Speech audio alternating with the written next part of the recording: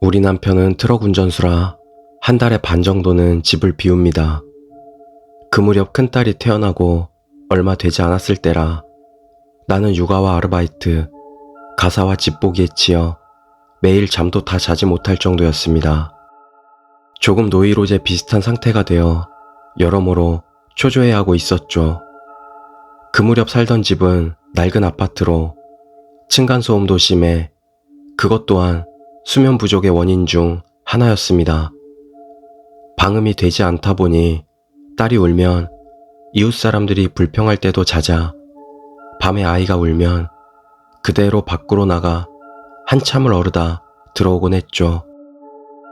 그러던 어느 날, 그날따라 딸이 심하게 보챘습니다. 새벽 1시 무렵이었지만 나는 아파트를 나와 어두운 골목에서 딸을 안고 어르고 있었습니다. 30분 정도 지나자 딸은 울음을 그치고 잠들어 나는 방으로 돌아왔습니다. 아기를 침실 안쪽 침대에 누이고 나는 지쳐 거실 의자에 앉았습니다. 피로와 외로움이 몰려와 나는 멍하니 앉아 있었습니다. 불도 켜지 않고 우유를 따른 잔을 손에 든 채 그저 멀리서 트럭이 지나가는 소리를 들으면서 가로등 불빛만 비치는 어두운 방 안에서 멍하니 앉아 있었습니다. 그런데 어디선가 끼익 하고 금속을 마찰시키는 것 같은 소리가 희미하게 들려왔습니다. 처음에는 신경도 쓰지 않았습니다. 큰 길에서 들려오는 자동차 소리에 섞인 잡음 같은 걸로만 여겼죠. 하지만 소리는 계속 들려왔습니다. 나는 혹시 쥐나 벌레가 있는 건가 싶어 고개를 돌려 소리가 나는 쪽을 보았습니다. 소리는 아무래도 금방 내가 들어온 현관문에서 들려오는 것 같았습니다. 뭘까 싶었지만 일어날 기력도 없어 그냥 문만 바라보고 있었습니다. 끼익끼익 하는 소리가 잠시 이어지더니 현관 자물쇠가 서서히 돌아가기 시작했습니다. 빈집 털이범이구나. 아까 내가 집으로 들어오는 걸 본 것인지도 모릅니다. 아기랑 나 둘만 있다는 걸 알고 있는 걸지도 모릅니다. 심장이 미친 듯 뛰기 시작했습니다. 목소리조차 나오지 않고 나는 그저 천천히 돌아가는 자물쇠를 보고 있을 뿐이었습니다. 초조한 마음과는 달리 지친 몸은 움직이질 않고 나는 멍하니 돌아가는 자물쇠를 바라보고 있을 뿐이었습니다. 그러던 도중 철컥하고 소리가 나고 자물쇠가 완전히 수평으로 돌아섰습니다. 당황해 시선을 돌려 체인 쪽을 보자 다행히 체인이 걸려 있었습니다.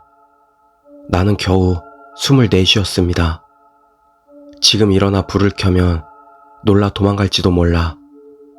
그렇게 생각했지만 몸은 굳어 일어서지도 못하고 그저 벌벌 떨며 문만 바라볼 뿐이었습니다. 그러자 손잡이가 서서히 돌아가고 문이 천천히 열렸습니다. 바깥 등불이 어두운 방에 가늘게 비쳐 들어왔습니다. 나는 과호흡 때문에 흐트러진 숨을 입을 눌러 참으며 덜덜 떨리는 몸으로 움켜안고 제발 체인이 걸려있는 걸 알아차리기만을 빌었습니다. 문이 천천히 열리다 체인 때문에 멈췄습니다. 부탁이니까 돌아가 달라고. 여기 들어와도 돈이 될 건 아무것도 없다며 나는 마음속으로 얼굴 모를 친입자에게 애원하고 있었습니다. 그러자 그 소원을 듣기라도 한 듯 팽팽한 체인을 확인하고 문이 서서히 닫혔습니다. 지금이야. 달려가서 빨리 문을 잠그자. 나는 굳어버린 하반신을 들어 올리려 테이블에 팔꿈치를 올렸습니다. 하지만 또 문이 쓱 열렸습니다. 아, 포기하지 않았구나. 나는 가벼운 절망을 느끼며 여전히 굳어있는 채로 그저 문을 바라보고 있었습니다. 열린 문 틈새로 둔하게 빛나는 큰 팬치 같은 게 들어옵니다. 안 돼. 이러다가는 살해당해버려. 그래, 아이를 지켜야지. 설령 나는 죽는다 하더라도 우리 딸만은 어떻게든. 나는 속에 쌓인 두려움과 평소 억눌려 있던 감정을 해방하듯 큰 소리로 소리쳤습니다. 나 자신은 어찌되든 상관없지만 딸만은 지켜야겠다는 생각이었습니다. 아마 제대로 된 말도 아니었던 것 같습니다. 그와 동시에 우유가 든 잔을 문을 향해 힘껏 내던졌습니다. 잔은 우연히 팬츠에 부딪혀 깨졌고 우유가 사방에 흩날렸습니다. 팬츠는 밖에 있는 사람 손에서 떨어진 듯 현관에 반쯤 고개를 들이민 채 천천히 떨어졌습니다. 그리고 문 너머에서 누군가 당황해 달려가는 소리와 함께 인기척은 서서히 사라졌습니다. 옆집 대학생이 내 고함에 놀라 상태를 보러 온 듯 했지만 놓지도 않고 돌아가는 모습이 문 틈새로 보였습니다. 설령 그가 노크를 해도 내겐 대답할 여유가 없었겠지만요.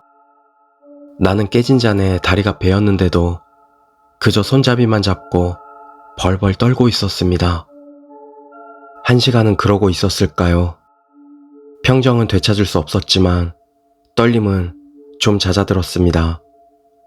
나는 혹시 범인이 돌아올지도 모른다는 생각에 경찰에 신고했습니다. 빈집털이범이 들이칠 뻔했다고 신고하자 몇 분 지나지 않아 사이렌이 울리고 경찰차가 나타났습니다. 나는 경찰관을 보자 눈물이 멈추지 않아 오열했습니다.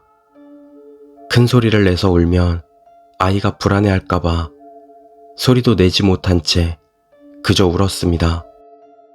팬츠와 공구 몇 개가 문 밖에 그대로 남아 있었고 경찰 쪽에서는 증거 자료로 수거해갔습니다. 이후 그 자료가 도움이 되어 범인을 체포했다고 연락이 왔습니다. 범인은 빈집털이 상습범으로 전과 중에는 강간과 살인까지 있었다고 합니다. 영혼과 관련된 것은 아니지만 이게 내가 살면서 겪은 가장 무서운 일이었습니다. 여러분의 집도 보안에 신경을 쓰시고 혼자 있을 때는 조심하시길 바랍니다.